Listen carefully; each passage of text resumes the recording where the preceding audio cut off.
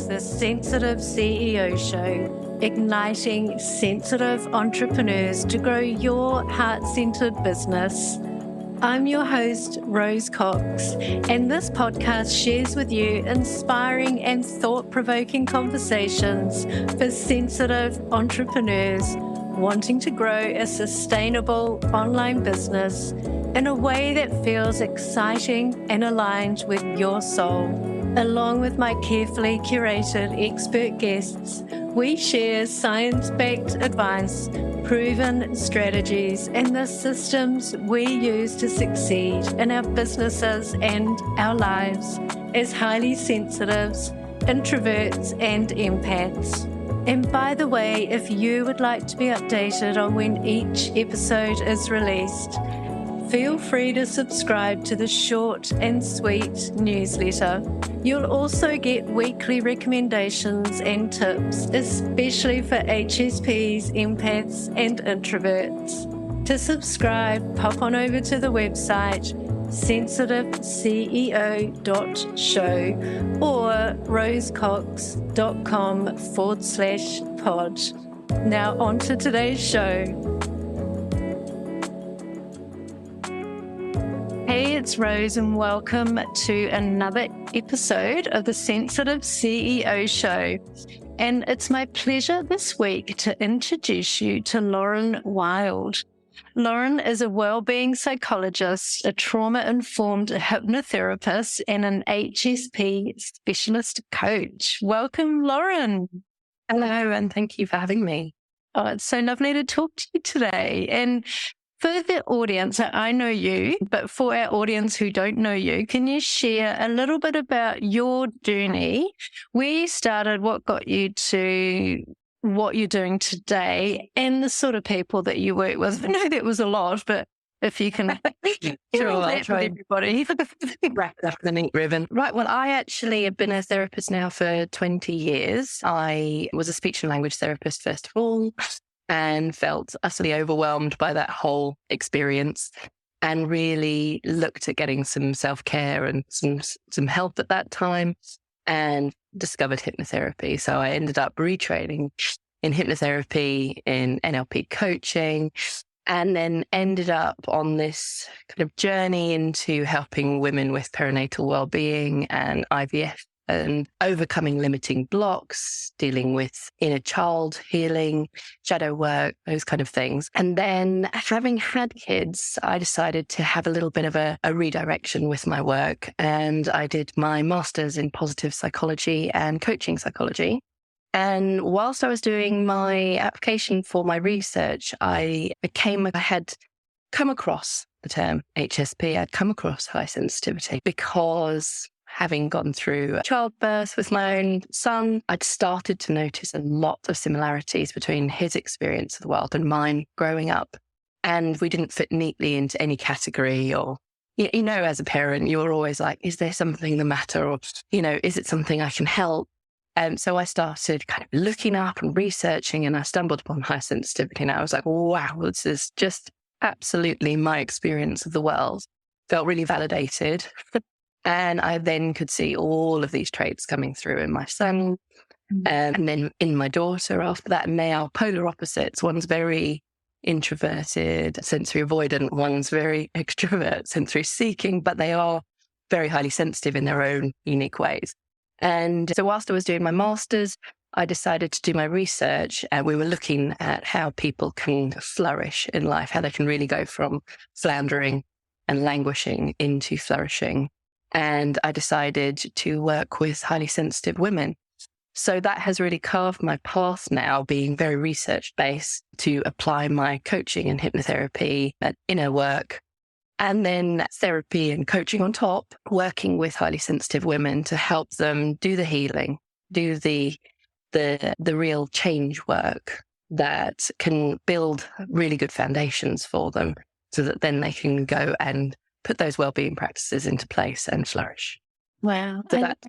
So I've been working in that realm for 20, but didn't have the language for it, didn't know it was highly sensitive till about 11 years ago. And then since then, I've been working predominantly with highly sensitive, mostly women, some men, but yeah, mostly women.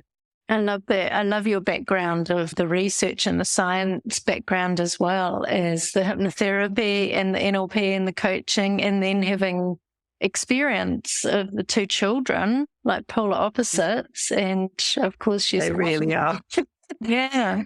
And it's really made me aware of some of the limitations of what's currently out there in the HSP world, because so many of us are introverts.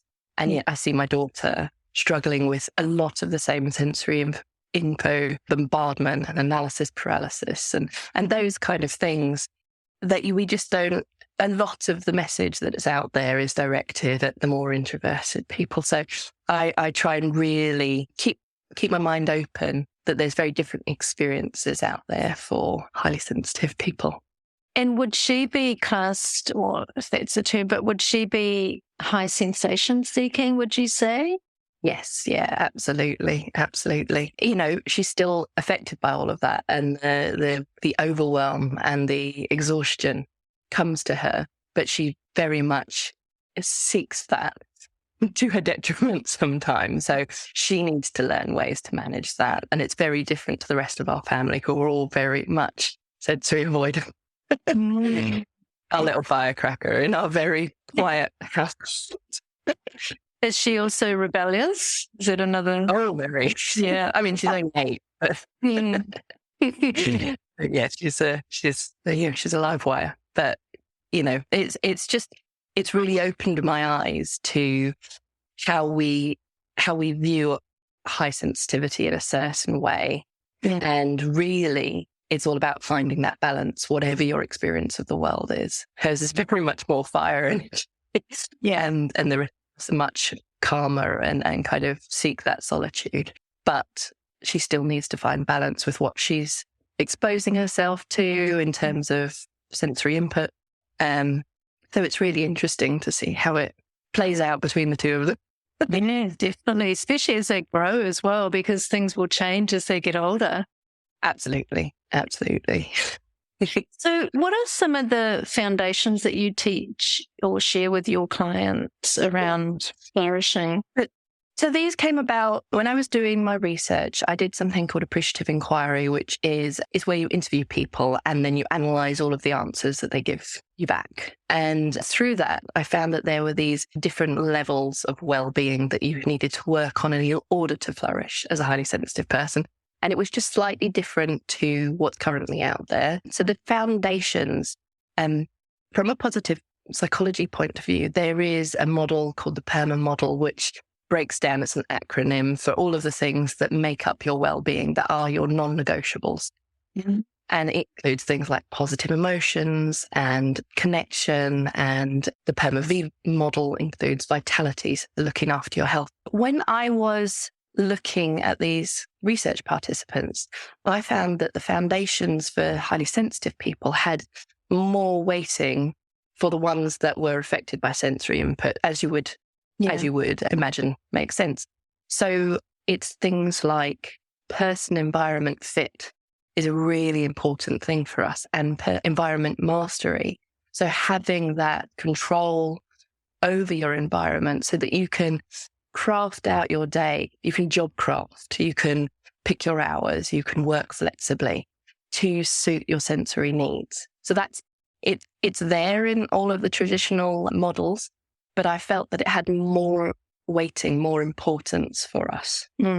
So that's one. Acceptance was a really important element. And I think that's where I do a lot of my promotion is helping people find out about high sensitivity so that they can get that validation, so that you can get that acceptance, so that you're not being bombarded with this feeling of being broken, that your experience of the world is valid, and that we have we have a healthy mind and healthy body, and we can have that. We just need to learn that self-acceptance. We need to learn the strategies that support us so that our nervous system isn't always frazzled. Mm-hmm. So there's certain things, self-acceptance, self-compassion, all of these things are like the non-negotiables that we need to spend extra time focusing on if we can. Whereas other people, they're important to them, But it just felt like these things were so integral to our well-being. They were foundational values rather than icing and cherries on top. Yes. Yeah. Yeah. Wow.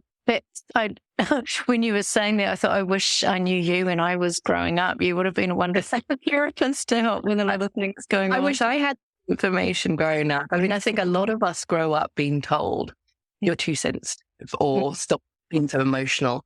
And it is, you do feel up, you grow up doubting your experience of the world. You grow up doubting that your body's normal responses are acceptable. It's almost like a form of gaslighting without any negative intention, but you come to doubt your own body's reaction. Another foundational thing is really having this integrated, combined mind-body connection approach to well-being. Because so much of how we experience the world is affected by our body's instinctual reactions from our nervous system. There is no getting away from just dealing with the mind side of well-being and dealing with the physical side separately. We are just such integrated beings. Yeah. And, we need to adjust exercise to affect that. We need to be aware that our body will tell us when something is going wrong way before our mind will let us know. Yes.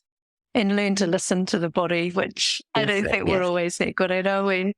No, I think one part of the research was having these red alerts. So kind of signals that trigger you to take action was a really good way of supporting your flourishing. So for me, as soon as my sleep goes out the window and I start lying awake thinking about things, that's my red alert. Like, oh, okay, something's going on here. I need to process it. I need to take a step back from things and really look at, am I doing too much? Am I overwhelming myself? Am I putting myself out into situations that don't support me? That's my red alert. Other people, it might be, perfectionism or indecision. Indecision was a big one for me a few years back. It's a stop. It's your mind and body saying, no, you're bombarding us with too much sensory information. And I think we all at times will have experienced that analysis paralysis. So I help people get through that quite often and recognize that as a trigger rather than something to just push through. Yeah.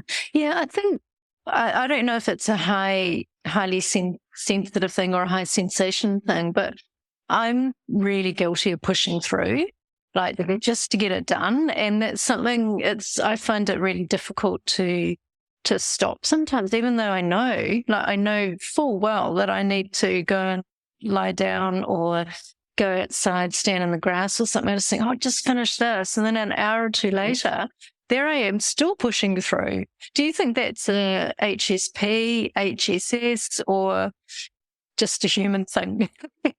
I think it's definitely something that affects us more. I think there is that feeling of when we're in flow, we just want to stay in it and we want to get through it. And I think quite often we can go through flow into ignoring our signals that we need a rest. And that's when it becomes an issue. The rest of the time, if it's not bothering you, I would just say go with the flow. But if you get to the point where you're frazzled at the end of the day or your sleep is affected, then it's like, okay, now I need to take notice. I need to build in those time slots. And sometimes it helps having something external like an alarm going off to just say, you know what, step away from your computer or step away from things for a bit, build in that time because you're not functioning at your best. Yeah. And that's about, that's what I would say is if it's working for you, go with it. If it's not, then you need to do something about it. Yeah. Brilliant. Thank you. You mentioned environment before. So does that kind of include having your home, the home and the office, I guess, but having nice things around you and having everything in its place and organized and sort of controlled? I think we are definitely affected by that. I would say as a self-confessed messy person, when my house really gets to the point where it's really, really untidy, I know that it brings me down. It affects my mental well-being. And then I just need to blitz the house and I need to go and clean it and sort it or, really do a decluttering. And it makes such a difference. But I think that whole depth of processing that we have as highly sensitive people, that gives us more of an appreciation of the aesthetics of how things look. I'm affected by colour. I mean, you can't see on the podcast, but I'm surrounded by teals and whites because I find them very calming colours. I'm surrounded by indoor houseplants. I'm very much affected by how things look and colours, and environment mastery is very much having that ability to surround yourself with things that support you, that influence you, that pick you up. So my house is my sanctuary. I think going through lockdowns and COVID, having the kids at home all day, it was wonderful, but my sanctuary wasn't as peaceful as it normally was. And I ended up redecorating after COVID to just really make it, because I work from home so often, to make it my little bubble of calm. And I think a lot of the people that I've worked with that are really struggling are recognizing that the time that they're spending at work is the issue, and that they need to carve out or take steps towards a life that really supports them. So I think a lot of the time we're doing drop crafting, we're seeing, does this actually work? I'm never going to tell someone to quit their job and go and change their life overnight. But sometimes it's about taking those tiny steps. So if you can't change your job right now, right, let's look at what's going on at home so that you can make it that sanctuary when you come home, so that it can support you. And I've always, I think it's all tied in with that depth of processing and our awareness of things off the chart. Even before I knew I was HSP, I've always had this thing that my environment has to be, I'm the opposite to you. I'm just a neat freak, which to the point that it's annoying, is actually really annoying for my husband, because I'm maybe a little bit OCD, I don't know, but I'm I'm an absolute, everything's got to have its place. And sometimes things have to be squared in a perfect place, sitting in the right place. But with my office, I've always burnt aromatherapy oils. I've always had that in the background, had nice music and crystals. And to me, that really helps. It's the sanctuary, it's the office sanctuary, but then the bedroom's a different sanctuary, and then the living room is different. But I have all those elements all over the house, and it's just such a joy. It's just beautiful. Absolutely. And you want, it's the place that you're spending most of your time. You want it to support you. Yeah. So it's got to tick those boxes of just feeling like you're safe. I mean, that's a big thing. Our nervous systems are being triggered at a lower level than other people for stress. Then we don't want to be in any environment for long periods of time where we have that stress trigger. We're going to have cortisol running through our body and adrenaline. We're going to end up in fight or flight or freeze response, or the fight or flighters will end up with IBS and gut brain issues, no doubt, that autoimmune. And then the freeze and fawn will end up with, chronic fatigue, fibromyalgia, glandular fever, all of those. You can track them back. I can literally track my whole descent into chronic fatigue and illnesses by what stress I was going through at the time when I was in environments that really didn't support me. This was before I knew anything about light sensitivity. Yeah. You could pinpoint it like, oh, I was in a speech therapy job that I really didn't feel like I had a voice and I couldn't do anything. I got severe laryngitis for ages. And I'm not saying everything is caused by that, but so many people that I work with, you can see that their body is this great big alert system for you're dealing with too much stress on that daily stresses level. You need to sort. Yeah. What are some daily practices that you recommend clients to help with their well-being, things that they can incorporate into their daily lives? So one thing I would say before we talk about the daily practices is any daily practices, yoga or self-compassion or gratitude or savoring, which I'll talk about in a sec. All of it is like putting concealer over really dark eye bags. It doesn't get rid of the eye bags, putting concealer on. It just covers them up, and it does an all right. You cannot paper over poor foundations. You have to deal with the foundations, especially as an HSP. And that's where I work a lot, is that foundational level. And then once you've got those supportive practices and awareness, then you can build in those daily wellbeing practices. So if you say to somebody who's really struggling with chronic fatigue or depression or analysis paralysis, I'll go and do some daily savoring and gratitude. It's not going to ring true. It's not going to take them into flourishing. They're just going to do it for a day or two. So really get those things in place first and then layer in things like, so a daily gratitude is a really good way of rewiring your brain. It literally takes 2 weeks, they've shown. There's the old saying, neurons that fire together, wire together. We really can show the evidence that gratitude works. They looked at more spiritual practices from all of the different religions. They looked at non-spiritual practices, and positive psychology has done so much testing to see what actually works and what is pseudoscience and doesn't work. And gratitude consistently comes out as something that really helps us to see more good in our life, to help us savor more. There's something called our reticular activating system, which is part of our brain that fires off and lets us know what to focus on. And that is more supercharged to notice positive things. And then that in itself drives optimism. And optimism is the single biggest thing that can add years onto your life. It's more effective than giving up smoking and not being obese. It can add something like 9 years onto your life if you're an optimist. Wow. Because of the daily self-care that you do and how you view the world and how you put yourself into scenarios that are going to work for you. So optimism is really good. Savoring anything that activates your body as well as your mind. So for us, yoga, being in nature, taking walks. Conversely, unless you're a runner and you really love running, if you try and start running as a highly sensitive person and it stresses you out, you're going to have a bigger cortisol reaction than non-HSPs. So that can actually do more harm than good. You really don't want to pick activities that are going to stress your body. Some people are like, you got to feel the burn. You've got to really make your body suffer in order to do well. That is not an HSP approach to feeling healthy. You want to be connecting with nature, lots of gardening or walks in nature or yoga. And the whole yoga breathwork practice. I'm really all about the breathwork. It's so good for us. As someone that has felt that sleep apnea, waking apnea, it's called email apnea, where you just hold your breath while you're checking your emails, and it can be so detrimental to your life. Yeah. So breath work, getting really good at taking that time. Mindfulness, and I don't mean just like sitting in a room for half an hour. I mean just being more mindful in your living. I always get people to start with being mindful when they make a cup of tea. It's a very big thing in the UK. Just be mindful while you're having your cup of tea. Yeah. And then you build it up, and it's like going to the gym. You wouldn't expect to go and lift the biggest weights on the first day. And that's how a lot of people approach mindfulness, is that, it's simple, so it should be easy. But actually we're so out of practice. We're so used to having like 50 tabs open in our brain. We haven't got the bandwidth. So small little chunks of mindfulness.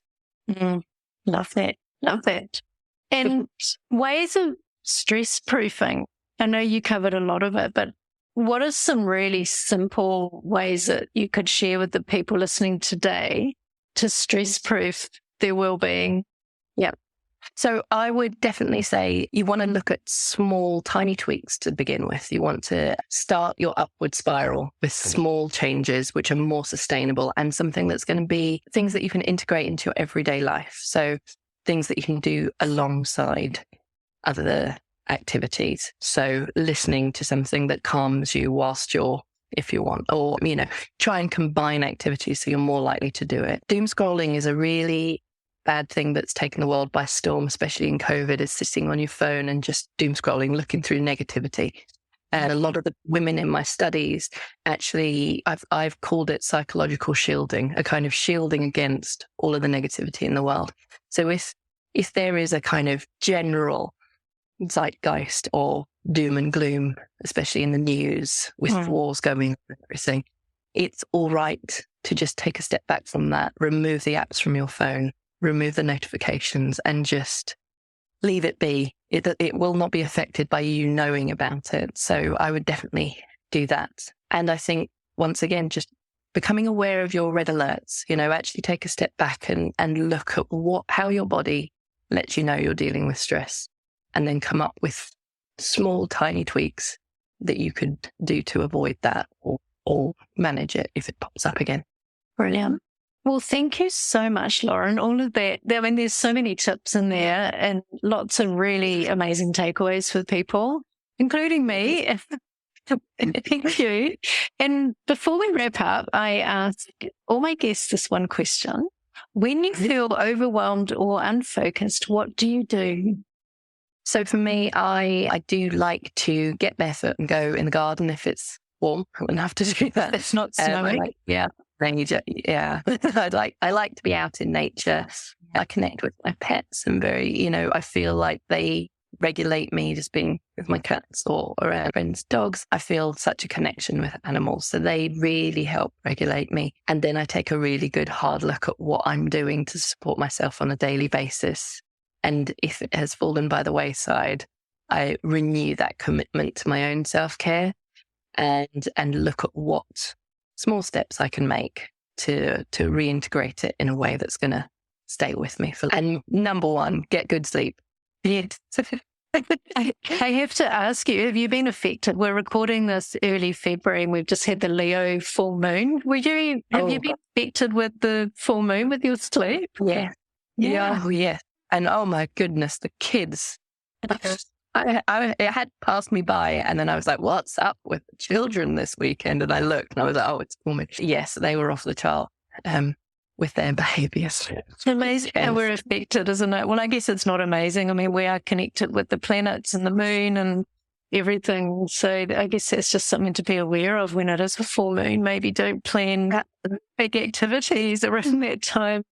Just plan in some times that allow you to cry if you need to cry. We feel very much like full cups of water around with the moon. So just, emptying that cup. So that you can be there for others around you, as we all have that inbuilt in us. So, well, thank you so much, Lauren. It's been wonderful chatting with you today. I could chat to you for ages, but we need to wrap up because we're up for time. But thank you again, and thank you everyone for listening to another episode. Great, thank you for having me. I really appreciate it. Thank you so much for listening to this episode of the Sensitive CEO Show. If you enjoyed this episode or if you think it would be useful for someone else, please leave me a review on sensitiveceo.show. Just follow the prompt in the menu. Each month, I'm offering one lucky reviewer a chance to win a 1-hour business and mindset audit with me. This in-depth audit covers the 5 pillars of your online business, and you'll walk away with super clear action steps specifically for you and your business. You'll be re-energized and motivated to step into your greatness. You'll also find all of the show notes for each episode on the website sensitiveceo.show. And while you're there, make sure you subscribe to the short and sweet newsletter. You'll get weekly recommendations and tips, especially for HSPs, empaths, and introverts. And as the name implies, the email is short and sweet. The Sensitive CEO Show, igniting your sensitive superpowers.